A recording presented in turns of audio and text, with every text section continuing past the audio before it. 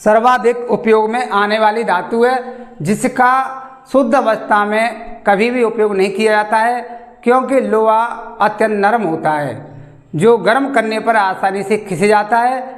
इसलिए इसको कठोर बनाने के लिए इसमें लगभग 0.05% कार्बन मिलाया जाता है, जिसका उपयोग लोहे से जो भी वस्तुएं बनती हैं उनको बनाने में किया जाता है। इसके बाद लोहे से स्टेनलेस इस्पात बनाया जाता है, जिसको क्रोमियम, आयरन, कार्बन इसके साथ मिला देते हैं लोहे के साथ में, तो स्टेनलेस इस्पात का भी निर्माण हो जाता है। तो ये है लोहा के बारे में कि लोहा सर्वाधिक उपयोग में आने वाली धातु है। सर्वाधिक उपयोग में आने वाली धातु है। तो लोहा है वो सर्वाधिक उपयोग में आने वाली धातु है, परंतु शुद्ध अवस्था में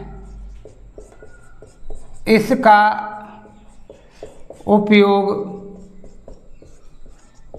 नहीं किया जाता है, क्योंकि यह अत्यंत नरम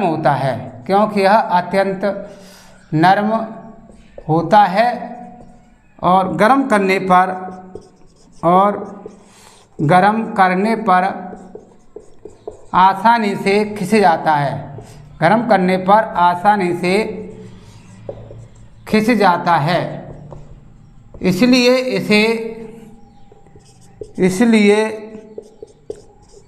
इसे कठोर बनाने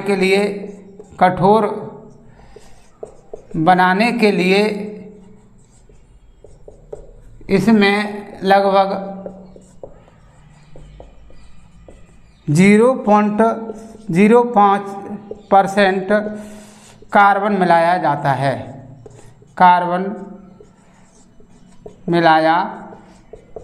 है। स्टेनलेस इस्पात बनाने के लिए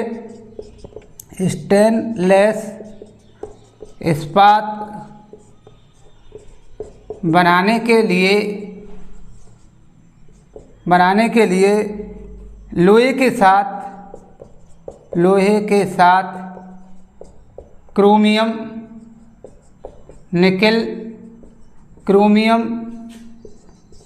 निकेल तथा कार्बन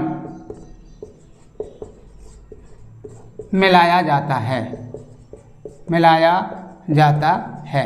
तो ये लोहे के बारे में हो गया कि लोहा है वो सर्वाधिक उपयोग में आने वाली धातु है। इसको कभी भी शुद्ध रूप में इसको उपयोग में नहीं लिया जाता है, तो इसलिए ये अत्यंत नरम होता है। क्यों नहीं किया जाता? क्योंकि यह अत्यंत नरम होता है और गर्म करने पर आसानी से खिस जाता है। इसलिए इसकी कठोरता बढ़ाने के लिए इसमें 0.05% कार्बन मिलाया जाता है, जिससे ये प्रबल हो जाता है।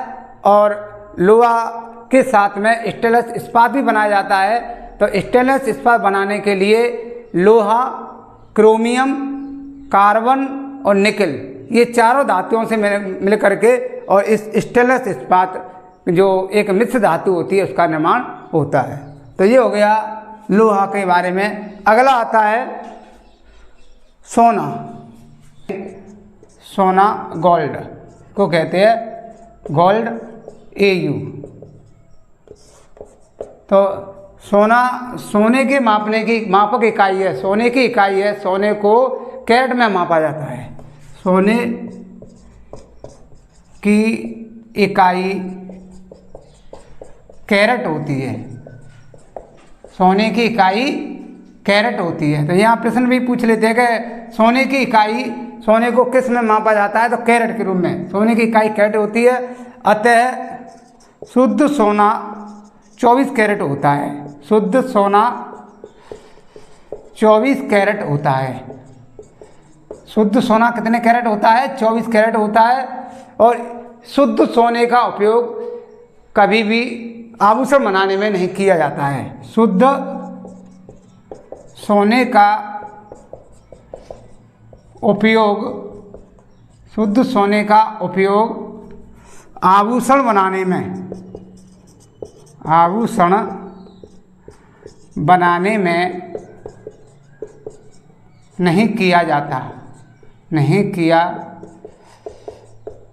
जाता है, क्योंकि शुद्ध सोना तब नर्म होता है, क्योंकि शुद्ध सोना,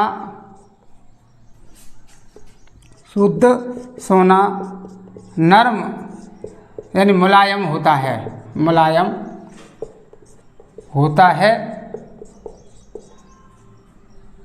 इसलिए इसका आभूषण नहीं बनाया जाता है। इसमें मुलायम होता है, इसमें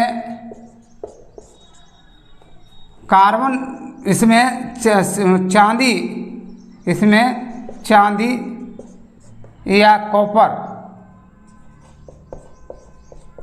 मिलाया जाता है, मिलाया जाता है, जिससे यह आभूषण बनाने में प्रयुक्त होता है, जिससे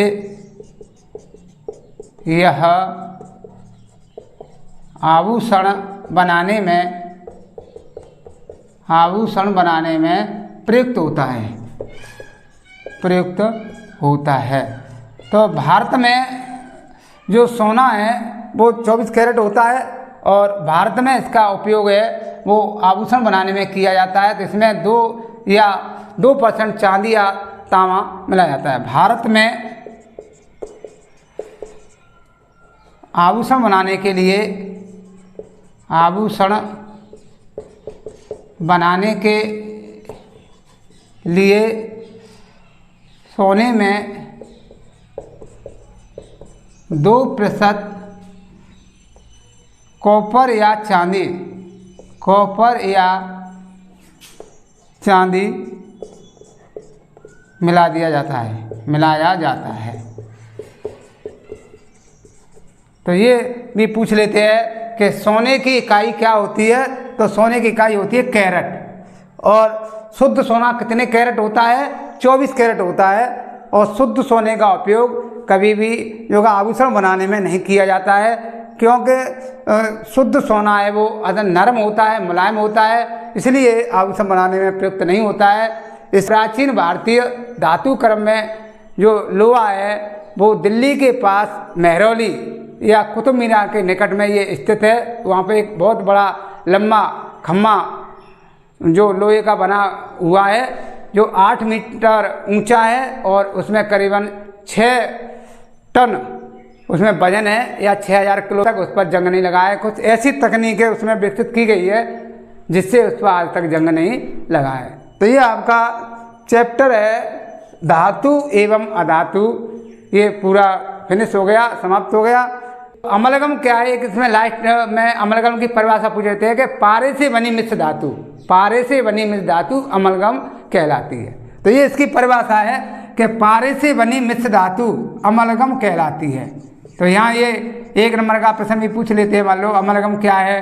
तो पारे से बनी, पारे से बनी मिश्र धातु, पारे से बनी मिश्र धातु अमलगम कहलाती है, अमलगम कहलाती है। तो ये आपका चैप्टर है वो धातु और अधातु पूरा हो गया। और ये आपका जो धातु और अधातु है ये 5 नंबर का एग्जाम में पूछा जाता है।